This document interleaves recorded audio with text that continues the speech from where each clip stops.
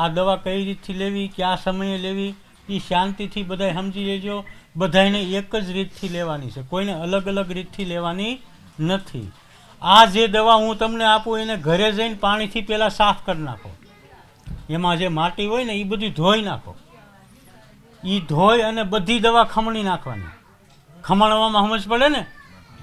બધી વ્યવસ્થિત દવા ખમણી નાખવાની. ખમણીને તડકે સૂકવી દેવાની. 2-5 કલાકમાં સુકાઈ જાય. સુકાઈ ગયા પછી ખાંડીને પાવડર કરવાનો. મિક્સરમાં કોઈએ કરવાનો નથી.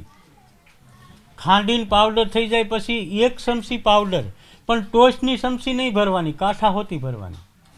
1 ચમચી પાવડર, અડધો ગ્લાસ બકરીનું દૂધ. બકરીના દૂધમાં 1 ચમચી પાવડર નાખી સાંજે સૂતી વખતે એક સમય લેવાની. કાયમ સાંજે, આજ સાંજથી કાલ સાંજે.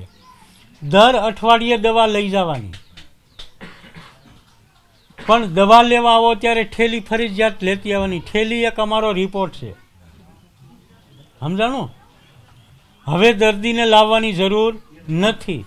ઘરનો કોઈ પણ એક સભ્ય આવશે એટલે દવા આપી દેવું, પણ ઘરનો સભ્ય જોઈ અને થેલી હારે જોઈ. એકબીજા ભેગી દવા મંગાવી નહીં. દવા વિનાના તમે રહો હું આપતો નથી. એટલે એકબીજા ભેગી દવા ન મંગાવી, કોઈ કુટુંબ પરિવાર હારે દવા ન મંગાવી. દવા ખુદ ઘરના સભ્યને જ લેવા આવવાનું.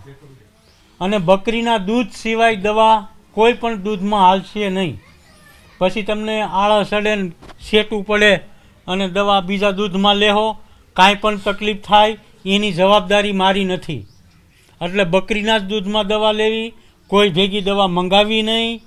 ઘરના સભ્યને આવવું, રાત્રે સૂતી વખતે દવા લેવી. સિકાશવાળી વસ્તુ કે આથાવાળી વસ્તુ કોઈએ ખાવી નહીં. વ્યસનમાં કાંઈ પણ હોય, બીડી તમાકુ, તો વ્યસન કરવું નહીં. જો આની હારે તમે કાંઈ પણ વ્યસન હાલતું છે ને નહીં બંધ કરો તો દવા કામ કરશે નહીં.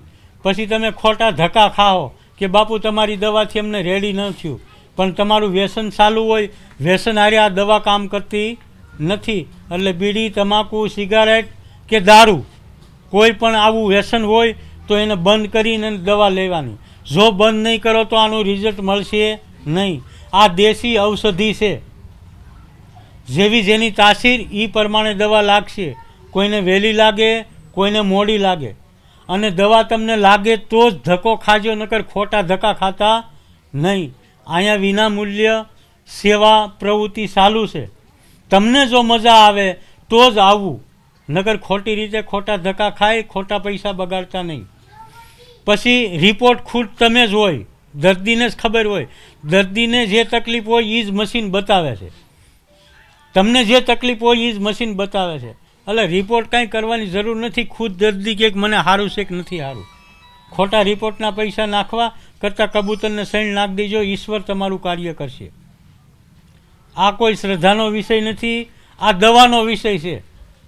અહીંયા કોઈ દોરા ધાગા ફૂંક મારીને કોઈને સારું કરવામાં આવતું નથી. કદાચ એવી વાતો સાંભળી હોય તો એવી વાતો ખોટી સાંભળતા નહીં.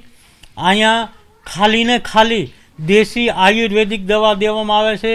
દવા તમને શુદ્ધ જંગલમાંથી કાઢીને આખી દવા દેવામાં આવે છે. પાવડર તમારે બનાવવાનો રહેવાનો છે. નકર જો અમને પાવડર દઈને તો અમારે સરળતા પડે, અમારી દવા ખોટી વેસ્ટ વેડફાય નહીં. પણ પાવડર હું કામ નથી બનાવતા?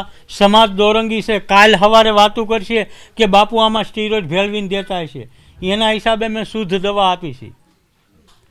હવે શાંતિ રાખી. તમે એક આશ્રમમાં આવ્યા છો, દવાખાનામાં આવ્યા નથી. તો આશ્રમની રીતે નીતિ નિયમ પ્રમાણે રહ્યો, વ્યવસ્થિત શાંતિ જાળવો, એકબીજાને તકલીફ ન પડે એવું વર્તમાન કરોમાં. સંપલ બૂટ બહાર ઉતારો.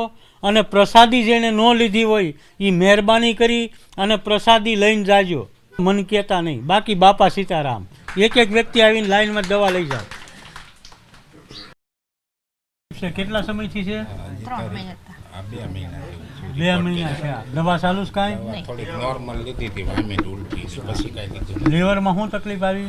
લીવરમાં કેન્સર જ બતાવે. કેન્સર બતાવે છે. એટલે દવા કરી હતી કાંઈ તમે? કાંઈ નથી કર્યું. કાંઈ કરી નથી. પહેલા વહેલા છો? પહેલા શ્વાસ ચડે છે. ક્યાં ગામથી આવો? કેરિયા, અમરેલી. અમરેલીથી. દર અઠવાડિયે દવા લઈ જવી છો? હા, તે લઈ જાવ. હાલો, દવા તમે પાછળ બેહો અને માડીને બહાર બેહારો.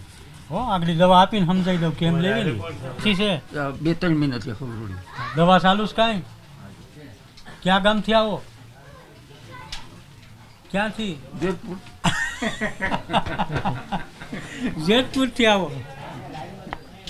સારું સારું રેડી થઈ જાઓ હો દાદા કાંઈ મૂંઝાતા નહીં પ્રાર્થનાથી અધિક કાંઈ ન હોય ભગવાનને પ્રાર્થના કરો ને બાકી ઔષધિ ખાઓ હાલો પાછળ વ્યા જાઓ આગળ દવા આપીને સમજાવી દઉં હો